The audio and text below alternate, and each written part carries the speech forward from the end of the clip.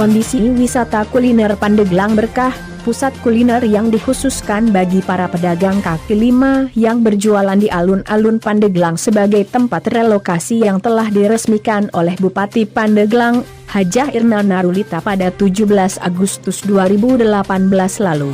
Namun hingga saat ini pusat kuliner di Gedung Juang hanya beberapa pedagang yang masih bertahan berjualan di wisata kuliner Pandeglang tersebut. Karena diketahui para PKL kembali lagi ke lokasi alun-alun Pandeglang yang menurut informasi sudah diperbolehkan kembali berjualan tanpa ada larangan Perda K3 yang waktu itu ditegaskan oleh orang nomor 1 di Pandeglang agar OPD terkait untuk menertibkan para pedagang tersebut. Memang awalnya pedagang di alun-alun Pandeglang yang telah direlokasi oleh Pemkab melalui kebijakan dan instruksi Ibu Bupati waktu itu. Dan hingga kini bertahan dengan berbagai upaya telah dilakukan melalui KPMI.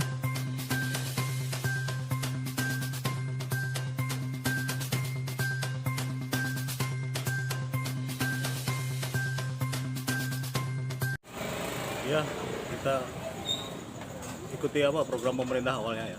Awalnya ada relokasi pedagang kaki lima dari alun-alun.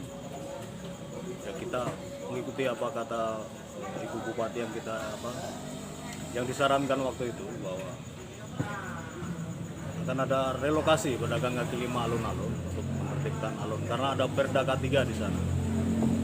Kita alhamdulillah diberikan fasilitas di halaman gedung LVRI ini dan disupport oleh Bank BJB waktu itu juga ada PT Mayora saat ini. Awalnya teman-teman antusias coba berusaha membuka usaha di sini sambil walaupun merintis dari nol gitu ya. Karena kita ingat pesan Ibu Bupati bahwa rezeki ada yang ngatur walaupun dimanapun tempat kita berusaha berdagang gitu. Kita ingat betul waktu itu. Namun seiring waktu berjalan beberapa teman akhirnya ada yang keluar dan kembali ke alun-alun dan sampai sekarang mungkin malah tambah ramai. Saya nggak tahu apakah ada kebijakan baru ya untuk alun-alun, apakah boleh kembali atau bagaimana, saya tidak tahu. Walaupun itu ya itu hak masing-masing teman-teman. Karena teman-teman saya semua mungkin di sana omsetnya lebih baik. Ya selama ini sebenarnya pengelolanya adalah Disperindak-Pas ya. Pengelola yang ditunjuk oleh Bupati, namun sampai saat ini belum ada istilahnya sentuhan atau gimana gitu. Ya akhirnya kita kelola sendiri lewat paguyuban KPMI. Kita kelola tentang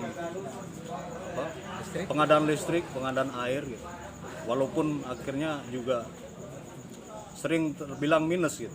Minus karena pedagangnya sedikit, pemasukan dari iuran pedagang pun tidak mencukupi untuk ini. Harapan kami ya di Disperindak-Pas ya yang memegang wewenang di sini. Walaupun tidak bisa memberikan bantuan dana atau gitu. Karena ada alasan pandemi Covid-19, setidaknya beliau ini para pejabat datang ke sini memberi support pada kami. Sekedar ngopi-ngopi dan ngobrol kita sudah merupakan kehormatan dan kebanggaan untuk kami pedagang. Iwan pedagang ya, pedagang KPMI ya. KPMI. Bisa disampaikan? Dan ketika kita memang juga melihat hal yang ada sekarang ini adalah penegakan hukum yang kurang baik ya untuk peraturan daerah, mungkin yang tadinya kita direlokasi dipindahkan ke sini ternyata di sana masih dijadikan tempat berjualan. Dan hal itu akhirnya sangat berdampak terhadap para pedagang. Ya pada pedagang sepi lah yang di sini karena mereka memilih yang lebih mudah dijangkau dari alun. Padahal kita pun sebelumnya dari alun disuruh pindah ke sini karena kaitan melanggar ketentuan kebijakan dinas, tapi ternyata malah ketika kita sudah di situ masih buka. Inilah mungkin yang saya harapkan pemerintah daerah dalam hal ini ya lebih tegas.